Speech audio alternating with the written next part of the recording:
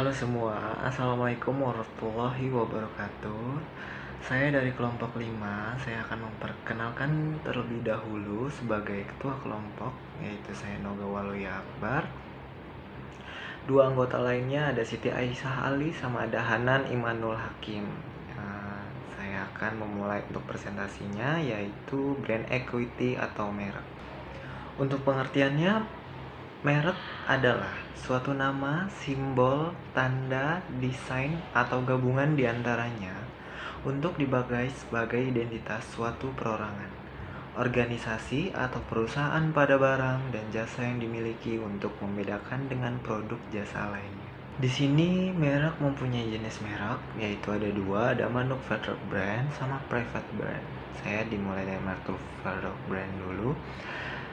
Merek yang dimiliki oleh suatu perusahaan yang produksi produk atau jasa. Contohnya, dia seperti Sovel, Kapilanos, Vitacimin, dan lain-lain.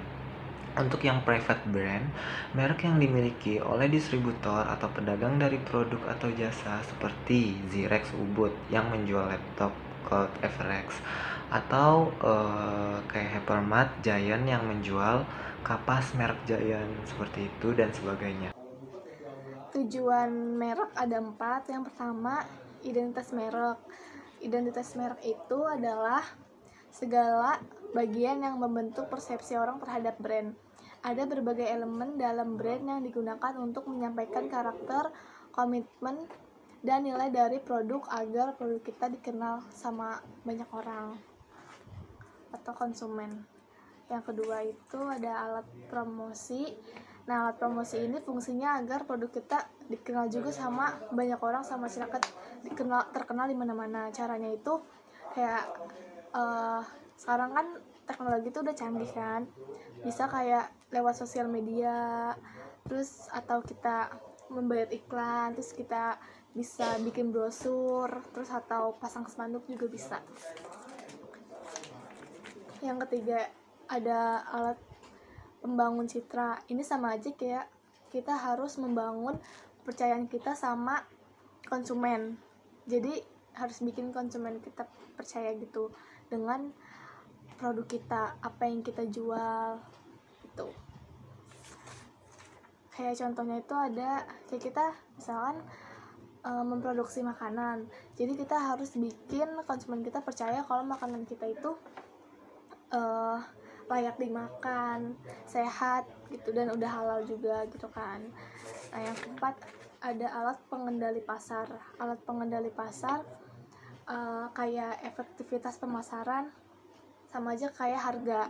Jadi kualitas produk itu harus sebanding sama harganya. Jadi kayak gimana pun caranya, soalnya kita tuh tetap harus bersaing gitu sama produk yang serupa sama kita juga gitu.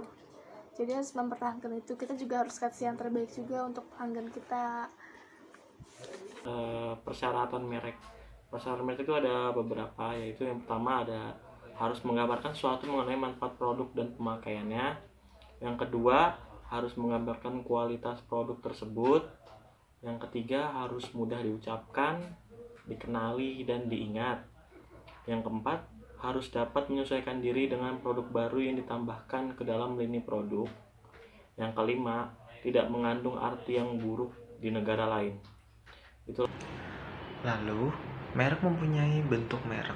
Dia mempunyai 3 bentuk merek. Ada nama merek, simbol, karakter dagang dari nama merek. Contohnya, dia ada Aqua, Bata, Rinso, KFC, Acer, dan sebagainya. Kalau untuk simbol, gambar atau simbol sayap pada motor Honda misalnya. Kemudian ada gambar jendela pada Windows.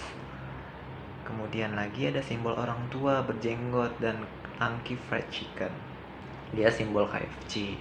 Kalau untuk karakter dagang, contohnya pada Sidomar, di Indomaret, gambar seperti itu gitu. Jadi dia udah ada logonya masing-masing dari karakter dagangnya seperti apa. Untuk membuat merek yang kuat, bisa dikenal suatu merek dalam masyarakat. Yang kedua, asosiasi merek yang tinggi pada suatu produk. Yang ketiga, bisa persepsi positif dari pasar dan kesetiaan konsumen terhadap merek yang tinggi. Lalu ada ekuitas merek.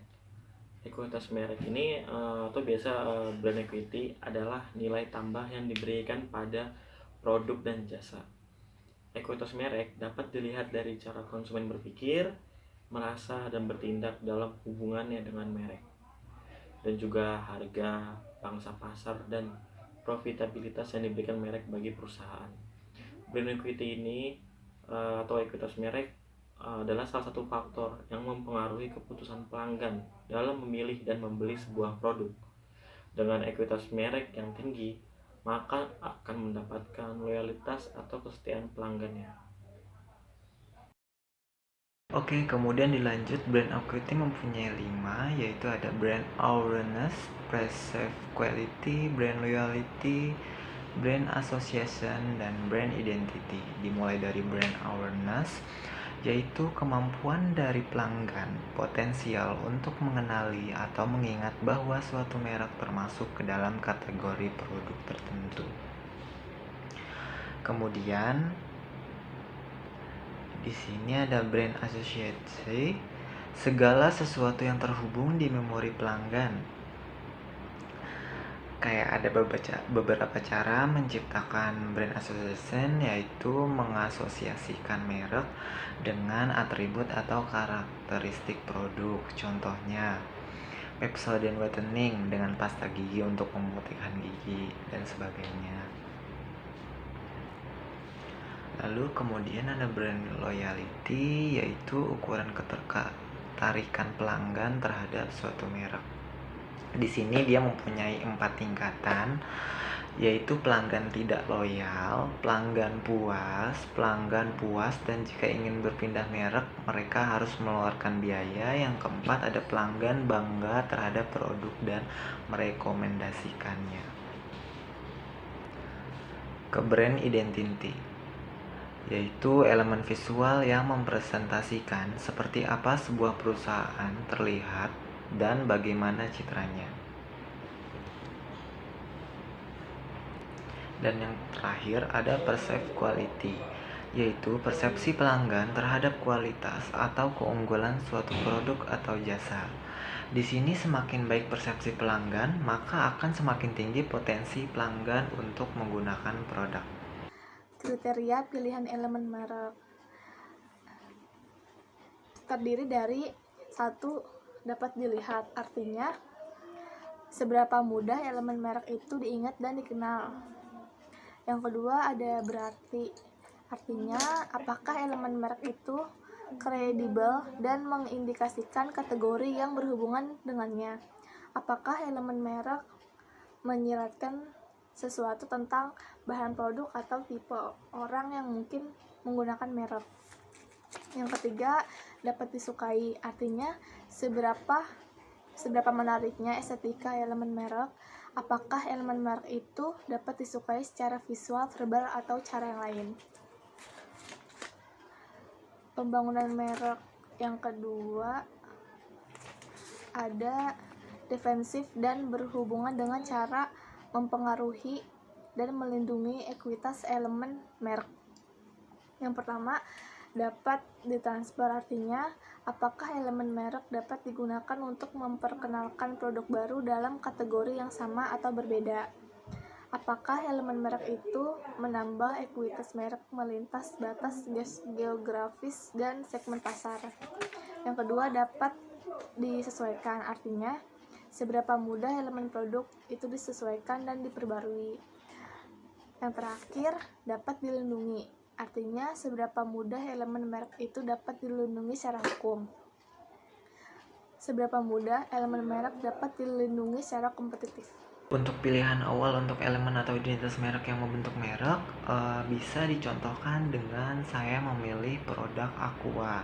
Brand Aqua itu udah terkenal lama, salah satu produk minuman dalam kemasan yang terkemuka di Indonesia. Bahkan keberadaannya sangat diakui di dunia pemasaran. Nah, PT Aqua ini didirikan pada tahun 1973 oleh Bapak Tirto Utomo dengan pabrik pertamanya berada di Bekasi. Kenapa saya memilih produk Aqua? Karena produk Aqua ini selalu berada di tingkat yang paling tinggi jika dibandingkan dengan produk sejenisnya.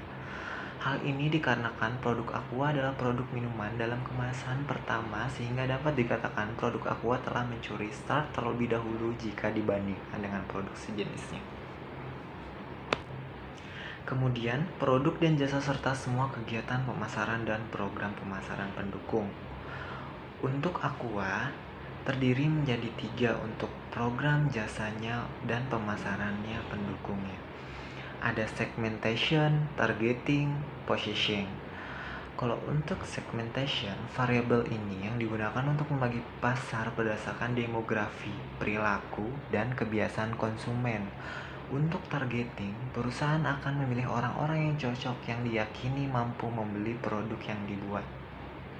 Perusahaan menganggap setiap pelanggan sebagai seorang yang penting bagi perusahaan karena target pasar bisa menghasilkan pendapatan bagi perusahaan. Nah, yang ketiga ada di positioning. Perusahaan harus bisa memposisikan produk yang ia hasilkan.